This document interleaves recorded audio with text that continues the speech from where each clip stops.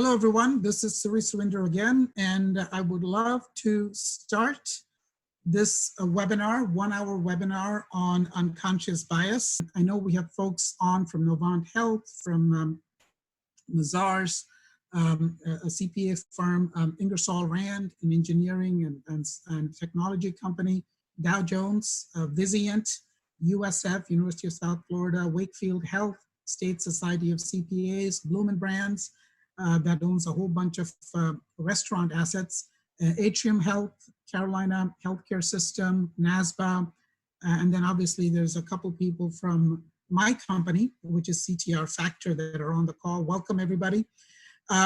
This topic is all about this particular unconscious bias. And so as we think about unconscious bias, I will say to you that pattern recognition and informed judgment based on limited information is highly prized. All of you have it. If you've been working for any length of time, you don't even realize you have it. But I guarantee you there are situations that you deal with at work that you have a voice in your head that says, I've seen this movie before. Or, you know, you don't even hear a voice, you automatically recognize the pattern, whether it's you know, in the recruiting space, or in looking at performance appraisals, or managing a project.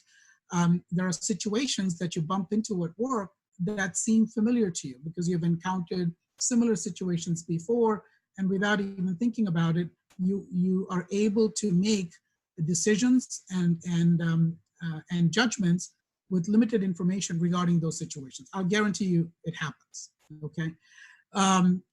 Which is wonderful. And the more experienced you are, the better you'll get at this. I've had 30 years of experience in corporate America. I can, in 5 minutes, believe it or not, figure out what the issues might be with a particular person as I'm interacting with them. Give me an hour, I can figure out what the issues are with the company. We have consulted with 150 companies, Fortune 500 companies, so we have a lot of experience in going into companies and very quickly figuring out where the bodies are buried and what skeletons are in the closet. So I applaud you for it, and you should keep doing it. I will also say to you that inherent in this major strength that you have is a potential weakness. I would ask you to consider that. I have it, you have it, and that weakness is unconscious bias. You don't even realize that you have these unconscious biases based on your pattern recognition, okay? And some of these unconscious biases are harmless. In fact, they can help us be safe, and some of them can lead to suboptimal decisions. And I'm going to show you some examples of that, okay? And in order for us to make better decisions, therefore, on behalf of the organizations that we represent, it is critical to understand, to apprehend, amplify, assess, and address these unconscious biases. And that's what this session is about. So if any of you came on the webinar thinking that, hey, it has the word bias in the topic, this must be about race and ethnicity and immigration and all of these hot topics that we hear all around us, and travel bans, and maybe, you know, how we can embrace each other and sing Kumbaya and get along better. That's not what this webinar is about. I hope you still stick around though, because this webinar is about more than that. All of those topics are a part of what we will discuss, but they're not all of what we will discuss. This webinar is really about making better decisions and for understanding the natural flaws and traps in our thinking and in our mental models. Okay, so this is really about better decision making. By the way, as you are listening to what I'm saying, please remember, use the chat box for any questions you have. I'll come to a natural break point and turn to Kelvin, and he's going to read out some of the comments and questions that you have without revealing who they're from, so there's a relative amount of anonymity. Also, I think all of your microphones might be on mute right now, and when we come to those breakpoints, we'll open up the microphones and you can speak as well if you want to do that, okay? But please continue to interact with us during the webinar. There are also, by the way, some polling questions that we'd ask you to respond to. Please be completely engaged. I think this 1 hour is going to go by really fast, and I think all of us are going to learn a lot. Here's how this hour is organized. The first section is apprehend, meaning understand. not be afraid of, but understand the topic. Why is this important? Section 2 is amplify. What is this about? What is unconscious bias all about? Section 3 is assess. Where do we stand? We'll do some self-assessment exercises. And section 4 is address. How do we respond and mitigate, respond to and mitigate unconscious bias? Those are the 4 modules, the 4 segments of the hour. You will notice some time frames assigned to each module. Don't panic and don't leave. This course is originally a 4-hour course. I'm gonna take you through the highlights in an hour. You get enough to really be dangerous at the end of the hour, but obviously we won't be able to cover 4 hours of content in an hour. But we would love for you to call us back if you're interested, and we'd be happy to come out and do that 4-hour session for you, or a 2-hour session for you. But today we'll be restricted to an hour. So instead of these time frames, think 15 minutes, 15 minutes, 15 minutes, and 15 minutes for each of the 4 sections. I also promise you this won't be just one of those teasers where you don't really get anything and it's all a marketing gimmick to get you to sign up for the 4-hour session. I'm gonna give you tons of content, okay? But it will require your continuous engagement in the hour. So please, to the extent you can, mute your phones and participate in the polling questions, interact with us, ask the questions that you have. This is a very safe environment. Ask all of the tough questions, okay? Don't ask the softer questions. I encourage conflict. I encourage confrontation even, because that tells me you're involved and that you care. So don't be afraid to ask me the tough questions. Don't be afraid to disagree with what you hear on the webinar. That's awesome. Oftentimes, I change my mind based on what my audience tells me. So that's possible today as well. Okay. Here's the journey and roadmap. We're going to start with unconscious bias today, but the hope is that as a result of some of the things you learned today, your biases become more of a conscious part of who we are. So instead of lurking in your subliminal brain, we will surface that iceberg that's submerged, hopefully, and will get you to be conscious about some of your biases, if not all of your biases. Once you're conscious of them, and you are already, by the way, okay, I know I'm preaching to the choir in many cases. Lots of you have experience in diversity and inclusion, in leading teams. I know you're aware of your biases, you're intensely self-aware, but hopefully this will help. But once you're more aware of your biases, then you'll have a better chance of being consciously inclusive. That applies to me as well. I'm intensely aware of my biases as a result of teaching this course to thousands of participants from hundreds of companies. I have become much more self-aware and more consciously inclusive. And if you practice conscious inclusion, you will become unconsciously inclusive. And that's the hope. That's the nirvana. A lot of us will never get to the top of the mountain, but the journey is worth it. And the approach we take is of introspection. That's why there's lots of self-assessments. We want you to do a lot of navel gazing today and be honest with yourself. Even if you are not comfortable being honest with us on the call, that's okay. But be honest with yourself on the self-assessments. There will be some inquiry. We'll ask you some thought-provoking questions. Obviously, this is a webinar, so it's a little bit tougher to be as interactive as we would be in person. But remember, chat box and the unmuting of the phones. So we'll do some inquiry, we'll do some interaction, and hopefully if some of you are sitting in a single room at your companies, interact within yourselves, and then involvement, active learning through exercises. And if you do those 4 things, then this will be an immersive experience, and that's what we're hoping this ends up being. This is my profile. I won't bore you with it. We'll get you a PDF file with some of these slides, a summary version of the presentation, and that'll include my background. Suffice it to say, I've been around the block a fair amount. I've made a ton of mistakes. I've hopefully learned from those mistakes. I've done a few things right. And what you will see here today are the lessons of life, the lessons of practical experience leading large teams. The largest team I've led has been 5,000 people, $5 billion in revenue. So you can imagine the scale of the problems I've dealt with and screwed up, okay? So a lot of what you learn is practical wisdom combined with good, solid, rigorous research on the topic. And that's what I hope comes through today. There'll be some anecdotes, we'll have some fun, and we'll also have some real research-based learnings. Anita Gonzalez is on the call as well. She's now Anita Scott, happily married to Kelvin Scott, the person that I referred to earlier. And Anita is my founding partner and chief operating officer in the company. Kelvin Scott is also a senior leader at our company. He's the chief technology officer and also runs our nonprofit. Those are the folks from my team, senior folks from my team on the call. I know we have a few other luminaries from CTR Factor on the call, and thank you for being here. So here we go, apprehend. Why is this important? Remember that first section? So I'm going to take you through why this is important. Here's the first polling question.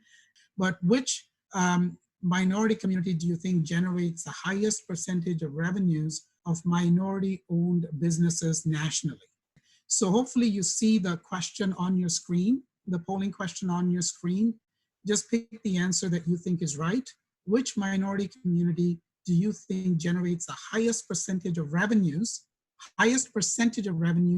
of minority-owned businesses, okay, nationally? I'll give you a couple minutes, and then I'll stop the poll, and I'll share with you the results, okay? Once you see how this works, it's really simple and easy. All your answers are anonymous, by the way, so nobody is gonna look you up or make you feel bad, so just vote whatever comes to mind. And we'll see a histogram of the distribution of the answers, okay? So we'll just learn together based upon what the group thinks. Oh, no, there you go, okay. So most people said, 46% of us said Asian, okay? And then 25% said Black, 17% said Hispanic. So those are the top three. Obviously, lots of us voted for Asian being the biggest percentage of revenue of minority-owned companies, followed by Black and Hispanic. Let me show you what the numbers actually are. And you were correct, okay? This is the pie chart. Most of you were correct, okay? Almost close to half of you were correct. The total pie of revenue generated by minority-owned business is $1.4 trillion. That ain't chump change, okay?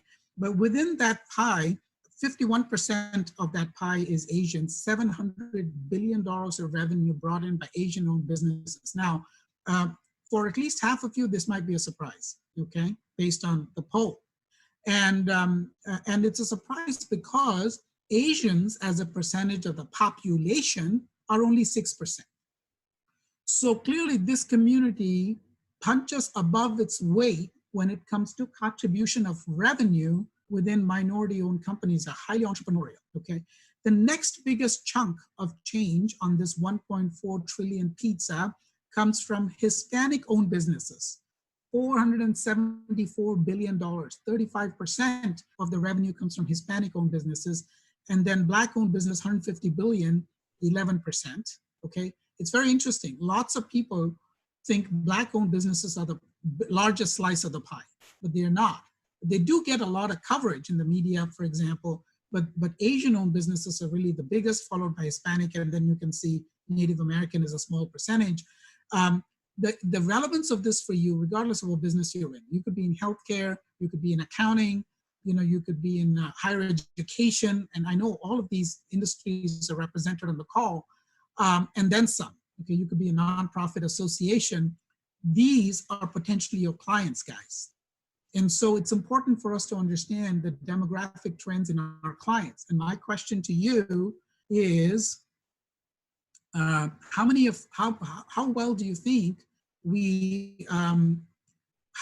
think we do in terms of targeting these businesses at your organization? So you don't have to answer this, but you can make a note of this if you have a notebook in front of you as something to ponder and potentially talk about when we have a break in the action today, okay? How well do you think your organization targets these businesses as clients? Asian-owned businesses, Hispanic-owned businesses, and Black-owned business, obviously Native American-owned business as well, but a big part of this is Asian-owned businesses.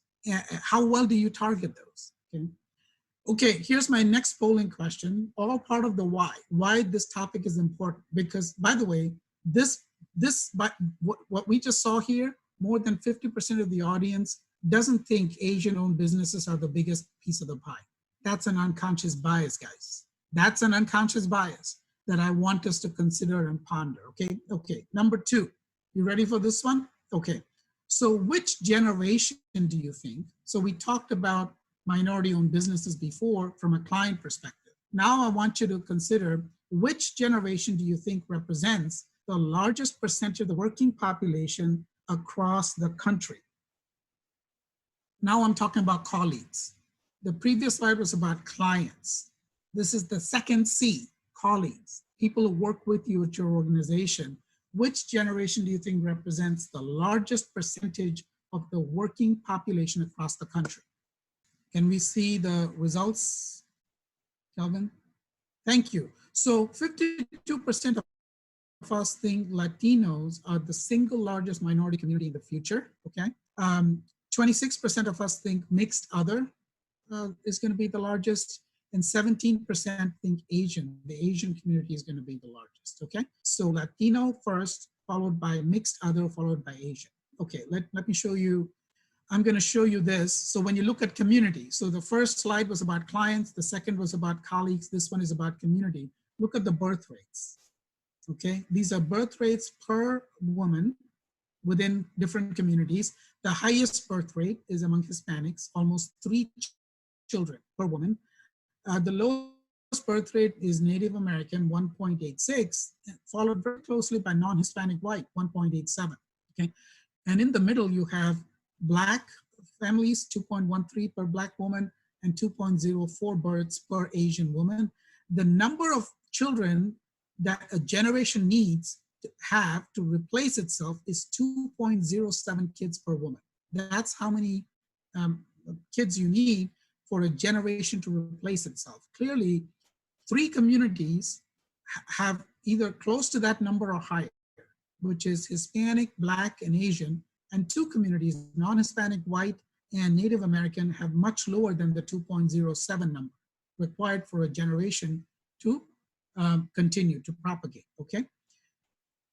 As a result of that, look at the percent growth in the US population between 2010 and 2050, okay? The biggest percentage is mixed other. That's the biggest percentage growth, 184%. But then look at Asian and Pacific Islander, 126% growth. Latino, Latina, 109% growth. Very interesting. Black, 34%. And then white population, negative growth by 5%, negative 5% growth between 2010 and 2050, okay? Overall growth in the population is 29%. Native American is 3% growth, okay? But overall growth is 29%. That's the average amount that the US population is expected to grow between 2010 and 2050, 29%. But look at the over-indexing of mixed/other, okay? Massive numbers of brown folks, you know, mixed race. Like my son, you know, my son is part Indian. I'm from India originally, so he's part Indian, part Puerto Rican. His mother is Puerto Rican, all American. He, you know, if you ask him, he'd be like, "Hey, I'm not Indian. I'm American, Dad. He skis, he surfs." I'm like, "Which Indian kid skis and surfs and snowboards?" He's like, "I'm not Indian, Dad. I'm American," right? Lots of us are like that, mixed race, growth maximum. But look at the growth in Asian or Pacific Islander. Look at the growth in Latino, Latina, 109%, doubling, okay? And then Black growth, 34%, right? White growth, negative 5%. As a result of this growth, here's the pie chart of the races by 2045. And you can see on the right side of the pie, that orange piece, that's non-Hispanic whites, 49.7% by 2045, which means 50.3% of the US population by 2045 will be not whites. So the sum of the minorities is going to exceed the majority population by 2045. You see that? And then you can see the biggest piece of that is the blue, which is Hispanic. So those of you, which an overwhelming majority of you thought Hispanic would be the largest, they were correct. Hispanic will be the largest, about 25% of the American population is going to be Hispanic by 2045. Next higher is obviously Black, 13.1. Next higher is Asian, 7.9. And then you see multiracial is 3.8, and then other is 0.9%. That includes Native American. Okay, so the interesting point here is, for the longest time, we thought diversity as minority. Okay, diversity was a code word for minority. Okay, guess what? The minority in 2045 is going to be whites, Caucasians. Okay, this is a sea change that's inexorable, unchangeable, driven by birth rates, not by immigration. So you could put up 50,000 walls, it ain't gonna matter. Okay, this is in our country based upon birth rates. This is where it's gonna be. This is where we're headed. And if we're talking diversity and minority, then the minority population is gonna be Caucasian white. My point to you is we can't leave them behind. Oftentimes we go into companies and I get white guys come up to me saying, I'm a 50-year-old straight white guy.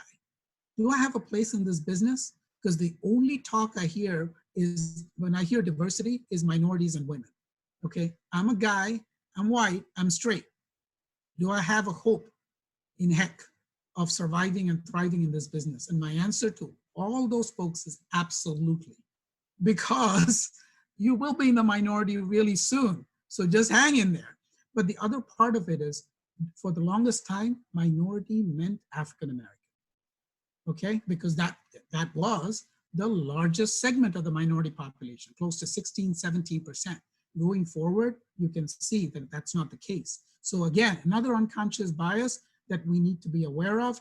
And when we interact with our communities that our businesses operate in, let's remember this. And if this change is happening outside our companies, folks, then we got to replicate this change inside our company too, right?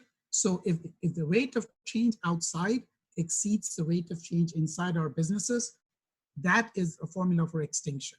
So please keep in mind the implications of this for our business. Amplify. Okay, what is this about? So we talked about the why.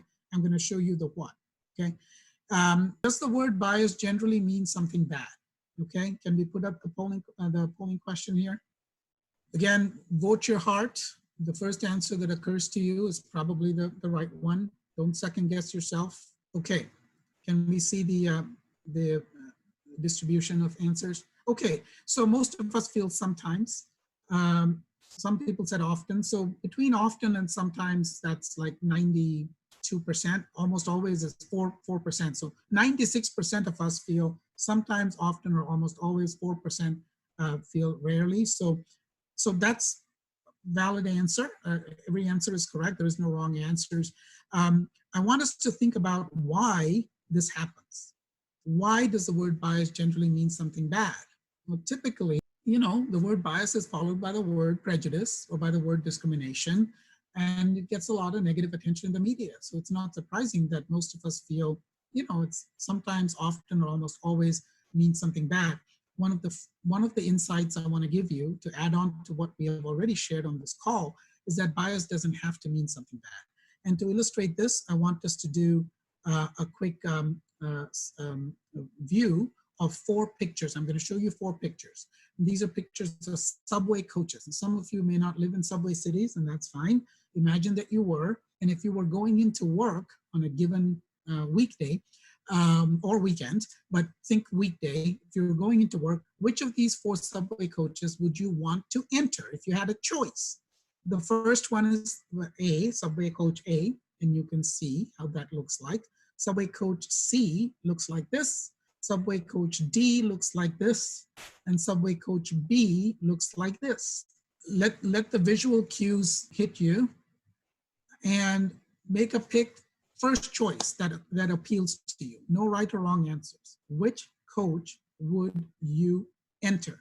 I'm going to leave the pictures up for a couple seconds and then go to the polling question, okay? And then we're going to go to the polling question.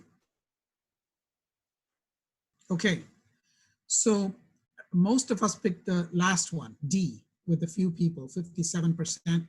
30% of us, a fun-loving crowd, picked the breakdance. 13% picked the one person. Nobody picked the full coach, okay? Now, if I were to ask you, and you can type in your answers in the chat box if you're comfortable. If I were to ask you why you did that, what would you say? And you can start typing and I'll tell you some of what we hear, because lots of people have seen this as part of the session. Most people say they picked the last coach because, number one, it had a few people in it, not a single person. So hedging our bets, people say, oh, it makes me feel more secure. That's a few people there. I don't have to rely on one person. Right? So, but think about the process that happens when people say that. You saw a visual cue, you saw a certain coach, and the translation of that cue, of that picture in your mind is safety. That's the thought bubble that your brain generates without perhaps even thinking consciously about it. Somehow you're drawn to that last coach. Other people have said to me, okay, for that last coach, the seats, and I'm going to take you back to the picture, okay, so you can see, you see this last coach? They say the seats are sideways, so I can see the entire coach versus coach C, where your back is to the, to the subway car. You with me? So the angle of the view is more expansive. So again, safety. Okay. Now the brain translates that into safety. You with me? Then other people say the lighting is the best in that coach. Again, safety. You with me? Other people say the 3 or 4 people in that coach seem to be pretty, safe. They're doing something, they're reading. None of them looks threatening. Safety. Finally, some people say, I see cushions in that coach, so my tushy is going to be more comfortable. Okay, so comfort. But some of you may not even have noticed the cushions. Some of you may not have noticed the lighting. You may not have noticed the sideways orientation of the seats, but your brain did. You just, it didn't surface it up to a conscious level. Unconsciously, it interpreted that picture for you as safer, as more comfortable. And depending on what you were trying to optimize, if you were trying to optimize safety and comfort, you picked that coach. But you probably didn't even go through this process consciously that I am surfacing for you right now, okay? I double-clicked on your instinct. I double-clicked on your instinct, and I forced you to think about the why. But if I hadn't asked you to do that, you would have just picked, based on instinct, the coach that appealed to you and walked in and sat down, okay? By the way, I'm 15 years a New Yorker. I lived in Forest Hills, Queens, in Seinfeld's apartment. I swear to you, my apartment looked exactly like Seinfeld's apartment. It was rent controlled, $700 a month, 15 years. I wish I could get it again. But can I tell you something? I was mugged twice. It's a long time ago. It's not an indictment on New York, okay? This is back when Ed Koch was mayor, God bless his soul, crime was high. I got mugged twice on the subway. Both times, it was in a coach that looked like D, okay? Now, my point is this. This is where our unconscious biases might lead us astray. It's not harmful, by the way. It's not harmful to pick Coach D to anybody other than oneself, maybe.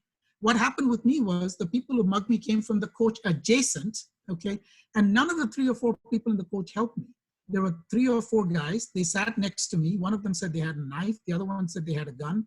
I didn't bother to check. I gave them whatever money I had. They got up and walked off to the following coach. And they got off at the next station. Nobody helped me. You with me? But 56% of us approximately preferred that coach.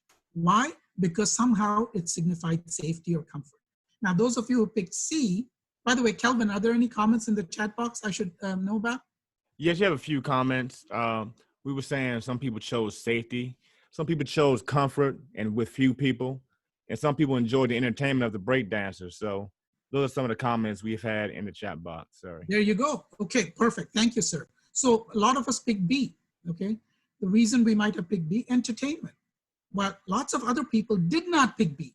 Can I tell you why you didn't pick B? Because you're probably thinking, I'm going into work. I'm in a zone. I got to be focused. If this was about leaving work, I would pick B, okay? So 70% of us or so did not pick B. And chances are the reason was because of what I just said. Again, your bias is showing. Your bias is showing, and it's perfectly okay. You should indulge in these biases every chance you get. Why? Because it keeps you safe, it keeps you entertained, it keeps you comfortable. You ain't harming anybody but yourself, okay? I can tell you for myself, I've been in coaches like that. Flailing arms and thrashing legs ain't my cup of tea, plus unsolicited demand for donations for a show that I didn't ask for, I don't like. So I would stay away from B, but that's me. That's me. Some of you are fun-loving folks. Say, hey, you know, it's wonderful. I get to have a good time, relax on the way into work. Fewer people picked C, and I can tell you why, potentially. Because there's one person staring spookily into space, and he looks like an axe murderer, potentially, to some of us, okay? So it's like, if that guy is a bad guy, I'm screwed. So lots of people don't pick C, even though there's plenty of room, okay? And I'll tell you, some people did pick C because they say, well, I can handle the guy, you know, I'm bigger than him. Or they say the seats are vinyl, less chance for germs. There are people who are germaphobes that will never pick D because germs reside in cushions, especially now with this whole coronavirus thing. You know, people are nervous about cushions, but here, less chances, okay? By the way, another reason people don't pick D, just to let you know, people have told me this, because the seats are long, they say, you know, sometimes homeless folks can get on the subway and they sleep there, plus they have cushions. Say, I don't know who's been sleeping there overnight, okay, that I don't know, and I'm sitting where they slept. So they don't choose D. Some of you didn't think of that, okay? But some of you might have. Anyway, nobody picked A. I would have picked A. You know why? Crowded coach like that, number one, is going somewhere. If the coach is empty in rush hour, chances are the train is held up or there's something else wrong with it. Number two, in a crowded coach like that, you're safe. You're the safest. You might get your pocket picked, but you leave with your life, okay? So I would typically pick A, even though you get to know your neighbors better than you want to. Okay, in this example, all of us exhibited our biases. And these are perfectly harmless biases. Some of them may be misguided biases, okay? We picked D because we think it's safe, but in my experience, it wasn't, but that's okay. They're harmless, and we have seen an example of that right here. I'm not gonna take you through these pictures because in the interest of time, but this is what the definition of bias is. I'm gonna hit some of these slides quickly, folks, because remember, this is a 4-hour session. So I'm gonna hit them fast, but I want you to see what's in here. A predisposition or preference for or against something, that's all biases. All of us have it. You have it, everybody else has it. The next time somebody tells you you're biased, if your hackles rise, stop. I want you to tell them, yes, I am. Yes, I am. I am biased, and so are you. It keeps us sane, okay? So all of us are biased. There's nothing wrong with our biases, a lot of our biases, but some of our biases could be harmful. A lot of these biases are based upon these variables that you see here. The core is our personality. All of us are unique in terms of our personality. So all of us are diverse, including the 50-year-old straight white guy. He's diverse because he has a unique personality. Surrounding that is a green circle. Those are elements of who we are, attributes that are visible and not changeable. Visible and not changeable. Race, ethnicity, age, gender, sexual orientation, physical ability. Some of these can be changed now, but they're difficult to change, okay? So they're protected by law. Everything in that green circle, protected by law, okay? Now, oftentimes diversity is shorthand for what? Race and ethnicity. But remember age. People think differently significantly because of age, generation. Significant differences in gender, significant differences in thinking based on sexual orientation and physical ability, especially invisible disabilities, okay? Please keep that in mind. Just because somebody's not in a wheelchair or on crutches doesn't mean they're not disabled. There are chronic conditions that count as disabilities because they're with a person throughout their lives. Just last year, I was diagnosed with type 2 diabetes. You wouldn't know that, but next time you have a pizza party, I ain't going. You know why? Because I love pizza and I want to stay away from it as much as I can. By the way, it's in remission because of my strictly controlled diet and exercise regimen. I'm non-diabetic and I want to stay that way. But you might regard my behavior as being antisocial. That's your unconscious bias. Didn't show up, antisocial. You have no idea that I have type 2 diabetes and the battles that rage within me to keep me from the food that I shouldn't be eating. The yellow circle are invisible. They're not visible attributes, and they are changeable. So they're not protected by law, but they're important for us to consider when we think about biases, okay? Appearance, huge bias around appearance. I did an experiment, put on earrings. I don't have piercings. I'm too scared for that. I went to Claire's. I got clip-on earrings. I travel a lot. Do you know people treated me very differently with earrings? Normally I'm conservative. I have a jacket, khakis with earrings. instead of calling me sir, Mr. Surrender, lots of people call me man. How you doing, man? Where were you last night? Were you partying? They would not believe that I'm not a party animal. 2 earrings make such a difference, okay? Weight makes a huge difference. We have unconscious biases around weight, okay? Keep appearance in mind, parental status, marital status, geographic location. Some of you are, your companies are in the Midwest, in the South, East Coast, Mid-Atlantic, West Coast. How would you feel if somebody with a Southern accent came to your New York office? You'd be surprised how much people don't trust accents that are not similar to their own. Or if you had a Long Island accent that I'm used to, right, being a New Yorker, and you said coffee and dog, and you went to the West Coast, how would you be treated? This within the country, okay? Geographic location, income, personal habits, recreational habits, religion, educational background, work experience, okay? We have lots of biases around these things. Same thing with the orange circle is organizational dimensions, okay? If you are in a CPA company and you're in tax, how do you think about the people who are in advisory? If you're in advisory, how do you consider people that are in audit, okay? If you're in the field running a field operation, how do you think about people at headquarters? Do you think they're the Revenue Prevention Bureau? Do you think you're out there dealing with customers, fighting the good fight every day, and people, the staff at headquarters, get in the way of you doing your job? By the way, if you're in headquarters, what do you think about your field personnel? Do you think they're off the ranch, don't know what the hell they're doing, exposing the company to risks that they shouldn't be taking, okay? These are all our biases, and it prevents us from operating as one company, okay? So keep the circle in mind, it's very, very important. We won't do the table discussion, but I want you to see what that table discussion is about. This really gets the juices flowing, and it really helps us address some issues in our company. This is the reason for biases. 11 million bits are beamed at us every minute. You're getting 11 million bits of information right now. Tactile, kinesthetic, auditory, olfactory, okay, verbal. So many spatial cues, 11 million. We can process 40, not 40,000, not 400,000, not 4 million, 40. So the remaining 99.9996% of the data that we get every minute is processed unconsciously. Your brain doesn't even let you know about it, okay? Unless the walls start crashing in where you are, you don't notice the walls. Unless your stomach starts growling, you don't notice your stomach, okay? So the brain only surfaces things on an exception basis to these. Everything else. And this is the study done by IBM and Deloitte about the impact it has. Bottom line, micro actions that are biased have macro impacts. In this simulation, they started off with a 50-50 split, men and women, and slightly biased performance scores against women, 1% bias against women. And in a few iterations, the composition changed, skewed heavily towards men, just by a 1% bias against women on their performance scores. At the top, this became heavily skewed towards men. So if you think this is a small potatoes issue, let me tell you, small things, if repeated multiple times across the company, can result in major impacts.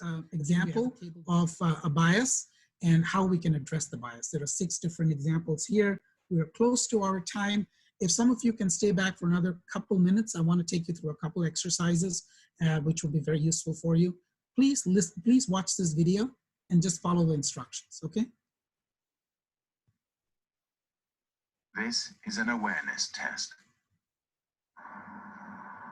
How many passes does the team in white make?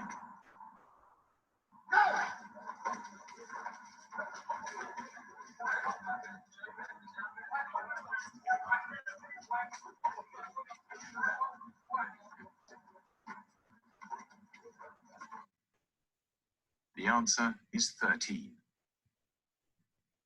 But did you see the moonwalking bear?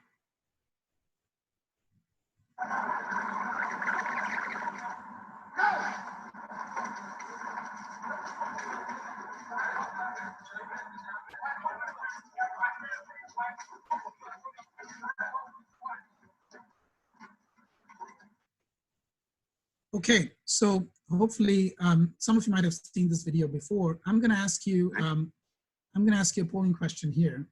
Please answer this, and Kelvin, if you can pop it up, that would be awesome. How many of you got these things right? Just pick. If you got the number of passes right, you can pick that. You got the moonwalking bear, pick that. You got both, pick that. You got neither, pick that, okay? Thank you, sir. So 44% of us got neither right, okay? 19% of us got the number of passes right. So I want you to remember this, 81% of us didn't get the number of passes right. My first insight for you is if money was riding on getting that right, wouldn't it have been good if we consult with people on this? When we do this exercise face-to-face, I split up the room into tables and individuals, you know, and we have them make a table decision on this and individual decisions on this. Can I tell you something? Every time all the tables make the correct choice in terms of the number of passes. And all the individuals, typically 80 to 90% of them make the wrong guess on number of passes. Why do you think that is? Because as a table, you have access to other people's opinion and you can converge to the right one, okay? But when you make an individual decision, you end up being wrong. This happens more often than we can imagine, guys. The next time you're dealing with something, reach out to somebody else, especially reach out to somebody that you don't get along with, because chances are you don't get along with them because they think differently than you. Now, this is very difficult for us to do, but I want you to break your unconscious biases here. Reach out to somebody that you don't get along with and ask them their opinion. You'd be surprised by how much input, rich, textured, nuanced inputs you get from people who don't think like you. Be attracted to difference if you could. All our lives we've been programmed to be attracted to similarity, okay? But if we can be attracted to difference, it can lead to much more robust decisions. Okay, can you put up the results again, Kelvin, please? I'm sorry. Put up the result. Okay, so 25% of us got the moonwalking bear, 75% of us didn't. But the moonwalking bear was right in front of us. And I bet you this 25%, the 4 people probably, you know, have seen the video before, many of them, okay? My point is, how could we have missed that? Because we were so focused on one thing that we missed the other thing. Whatever you're focused on is what you see. You miss a lot of stuff in the periphery. You don't even realize you miss it. It's a classic example of unconscious bias. My question to you folks would be, how many times does that happen? Okay, at work for you. How might this translate to what happens to us around work? When was the last time you were at an audit or you were making a decision on something, so focused on one thing that you missed something that was right next to it, okay?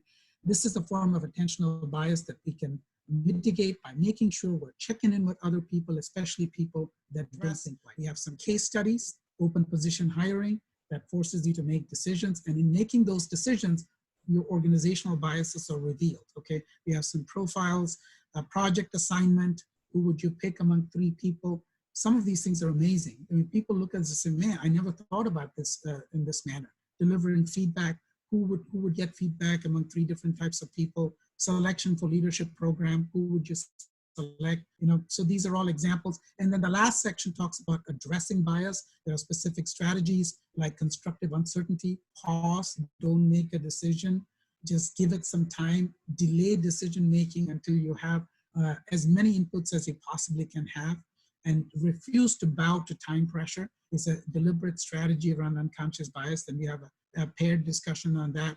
Relying on data can debunk a lot of biases. There's lots of data on the web. You can use that data to your advantage. Objective decisioning, taking out subjective elements of your decision-making process, like anonymizing resumes, taking out your college, your date of graduation, the name, can make a huge difference in who you select. Thought diversity harnessing, selecting people because they think differently and knowing exactly what dimensions of thinking you want to be on your team, and select for difference, not for similarity. Very different way of hiring. And then micro affirmations, you know, making sure that you don't have micro inequities that cause some people to be disadvantaged without you realizing it, you know. So anyway, those are some examples. We have a call to action, both personally and organizationally. And then we have a whole list of references. So